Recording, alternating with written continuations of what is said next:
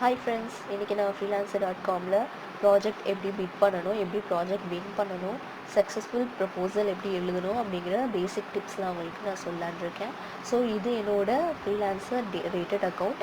இதில் தான் உங்களுக்கு வந்து நான் ப்ராஜெக்ட் பிட் பண்ணி காமிக்க போகிறேன். ஸோ இப்போ நீங்கள் freelancer.comல இமெயில் ஐடி பாஸ்வேர்ட் போட்டு நீங்கள் ஓப்பன் பண்ணோடனே ஃபர்ஸ்ட் உங்களுக்கு வந்து இந்த மாதிரி டேஷ்போர்ட் தான் ஓப்பன் ஆகும். ஸோ இந்த டேஷ்போர்டில் என்னெல்லாம் இருக்கும்னா, இந்த ஃப்ரீலான்சரில் ரீசெண்டாக ரிலீஸ் பண்ண ஆர்டிகல்ஸ், அவங்க புதுசாக கொண்டு வந்த ஸ்கீம்ஸு, அந்த மாதிரியான விஷயம்லாம் இந்த டேஷ்போர்டில் உங்களுக்கு அப்டேட் ஆகிருக்கும்.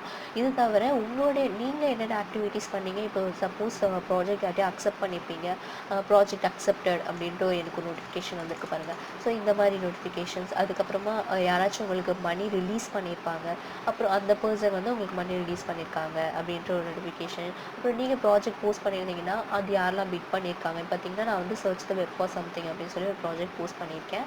ஸோ இதில் பார்த்தீங்கன்னா இதில் வந்து இந்த பர்சனோட சேர்த்து 13 அதர்ஸ் பிளேஸ்டான பிட்டுன்னு கொடுத்துருக்கேன். ஸோ அவங்களோட டீட்டெயில்ஸ் எல்லாமே இதில் வந்து இருக்கும். அந்த மாதிரி பேசிக்கான நோட்டிஃபிகேஷன்ஸ் எல்லாமே நீங்கள் மேலே இந்த மெனு பாரில் போய் தேடாமல் இங்கேயே சாதாரணமாகவே நீங்கள் பார்த்துக்கலாம். ஸோ இப்போ இந்த அக்கௌண்ட்டில் தான் வந்து நான் உங்களுக்கு ப்ராஜெக்ட் பிட் பண்ண போகிறேன். ஸோ இந்த அக்கௌண்ட்லேயும் நான் வந்து பேசிக் மெம்பர்ஷிப்பில் தான் இருக்கேன். ஸோ நான் ஆல்ரெடி சொன்ன மாதிரி பேசிக் மெம்பர்ஷிப்பில் உங்களுக்கு வந்து பெர் மந்த் 8 பிட்ஸ் தான் உங்களுக்கு கொடுப்பாங்க. ஸோ இங்கே பார்த்தீங்கன்னா 8 பிட்ஸ்ன்ற இருக்குது பாருங்கள். இல்லை நான் ஆல்ரெடி ஒரு பிட் யூஸ் பண்ணிட்டேன். ஸோ 7/8 அப்படின்னு சொல்லி இருக்குது. ஸோ இந்த 1 பிட் எப்போ ஆட் ஆகும்னா நீங்கள் கீழே பார்த்தீங்கன்னாலே கொடுத்துருப்பாங்க. ப்ளஸ் 1 பிட் இன் 68 28 2 செகண்ட்ஸ் அப்படின்னு சொல்லி கொடுத்துருக்காங்க இல்லையா. ஸோ இந்த டைம் முடிஞ்ச உடனே எனக்கு இன்னொரு பிட்டு இல்லை 8 பிட்ஸ் ஆகிடும். ஸோ இந்த மாதிரி இந்த 8 பிட்ஸ் மட்டும் நீங்கள் யூஸ் பண்ணாமல் இந்த மாதிரி ஒரு பிட்டும் உங்களுக்கு ஒரு டைம் இன்டர்வல்குள்ளே உங்களுக்கு ஆட் ஆகிட்டே இருக்கும். ஸோ இப்போ வந்து நான் உங்களுக்கு வந்து ப்ராஜெக்ட் எப்படி பிட் பண்ணணும் அப்படின்ட்டு நான் சொல்கிறேன். இதில் பேசிக் 2 டைப்ஸ் இருக்குது நீங்கள் ப்ராஜெக்ட் பிட் பண்ணுறது.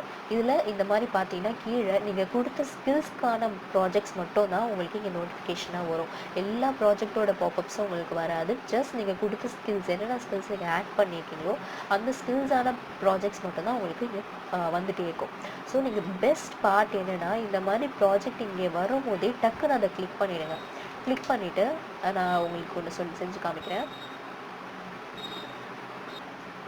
ஓகே ஃப்ரெண்ட்ஸ், இப்போ வரைக்கும் இன்னும் எந்த ப்ராஜெக்டும் என்னோடய ஸ்கில்ஸ்க்கு இங்கே போஸ்ட் ஆகலை. சப்போஸ் நீங்கள் வந்து இங்கே இருக்கிறத டக்குன்னு அதை கிளிக் பண்ணுறதுக்குள்ளே அது போயிடுச்சு அப்படின்னீங்களா, இது பார்த்தீங்கன்னா இது வந்திருக்கு. இல்லை நான் டக்குன்னு கிளிக் பண்ணிட்டேன்னா இது வந்து ரீசெண்டாக ஜஸ்ட் இப்போது போஸ்ட் பண்ண ப்ராஜெக்டாக இருக்கும். இப்போ நான் சொன்ன மாதிரி இப்போ ப்ராஜெக்ட் இவங்க வந்து உங்களுக்கு நெக்ஸ்ட் டேபில் ஓப்பன் ஆகிருக்கும். ஸோ இதில் பார்த்தீங்கன்னா உங்களுக்கு ப்ராஜெக்ட் டிஸ்கிரிப்ஷன் உங்களுக்கு கிளியராக கொடுத்துருப்பாங்க. Some copy paste from PDF to Excel sheet for selected candidates will provide documents. So இந்த மாதிரி ப்ராஜெக்ட் ஒன்று போஸ்ட் பண்ணியிருக்காங்க. நீங்கள் சாதாரணமாகவே இந்த மாதிரி ப்ராஜெக்ட் போஸ்ட் பண்ணி உங்களுக்கு நிறைய ப்ராஜெக்ட்ஸ் இங்கே பாப்பப். நான் சொன்ன மாதிரி ஃப்ரீலான்ஸில் நிறைய ஃபேக் ப்ராஜெக்ட்ஸ் உங்களுக்கு இருக்குது. ஸோ நீங்கள் எது கரெக்டாக வேலிடாக இருக்கும் அப்படின்னு சொல்லி நீங்கள் பார்த்து எந்த ப்ராஜெக்ட்லாம் நீங்கள் பிட் பண்ணோன்னா, இங்கே பார்த்தீங்கன்னா இங்கே க்ரீன் கலர் வெரிஃபைடுன்னு சொல்லியிருக்கு பார்த்தீங்கன்னா, இதை தான் நீங்கள் ஃபர்ஸ்ட் பார்க்கணும். ஸோ இந்த மாதிரி இருக்குதுன்னா அப்போ என்ன அர்த்தம்னா, அவங்க வந்து இந்த freelancer.comல அவங்க மணி வச்சுருக்காங்க அப்படின்னு சொல்லிட்டு அர்த்தம். ஸோ உங்களை ஏமாற்ற மாட்டாங்க. உங்களுக்கு ப்ராஜெக்ட்டு வேலையை வாங்கிட்டு அவங்களுக்கு மணி கொடுக்காம இருக்க மாட்டாங்க அப்படின்னு சொல்லி உங்களுக்கு இதுலேருந்து தெரியும்.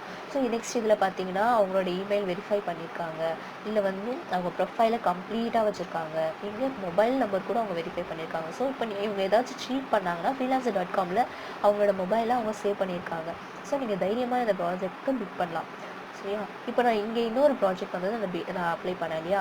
இப்போ இதுக்கு பாருங்கள், இங்கே வெரிஃபைடு அக்கௌண்ட் கிடையாது, அண்ட் தென் கம்ப்ளீட் ப்ரொஃபைல் இல்லை, மொபைல் நம்பர் வெரிஃபை பண்ணலை, மணி டெபாசிட் பண்ணல. ஸோ இதுக்கு வந்து நீங்கள் எந்த ஒரு இதுவும் ஒரு ஐ மீன் கன்ஃபர்மேஷனும் கிடையாது. இந்த ப்ராஜெக்ட் நீங்கள் பண்ணி கொடுத்தீங்கன்னா இவங்க ரிப்ளை பண்ணுவாங்க, இவங்க ப்ராஜெக்ட் கொடுப்பாங்கன்னு எந்த ஒரு உறுதியும் கிடையாது. ஸோ இந்த மாதிரி ப்ராஜெக்ட்ஸ்க்கு மோஸ்ட்லி அவாய்ட் பண்ணுங்கள், ரொம்ப கொடுக்காதீங்க. ஸோ இப்போது நான் இந்த ப்ராஜெக்ட்க்கு நான் பிட் பண்ணுறேன். பார்த்திங்கன்னா இது வந்து ஹவர்லி ப்ராஜெக்ட். ஸோ 1 ஹவருக்கு $2 அவங்க ஃபிக்ஸ் பண்ணியிருக்காங்க. ஸோ இப்போ நான் 2 ஹார்ஸ் அதை அப்படியே விட்டுறேன்.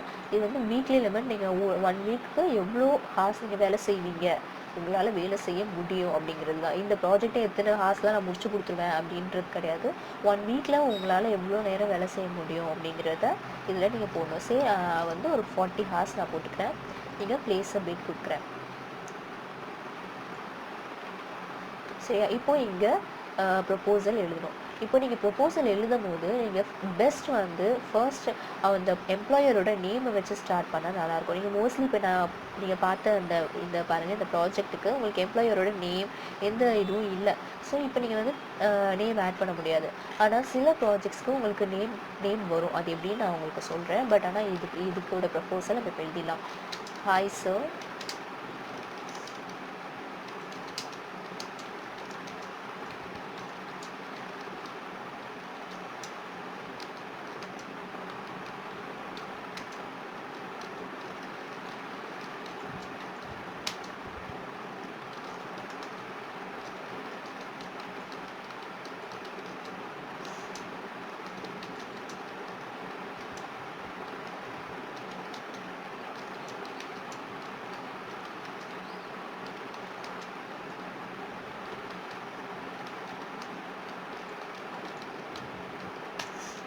ஓகே. இப்போ பார்த்தீங்கன்னா வந்து hi sir, I have gone through your project description. I am very much interested in doing your project.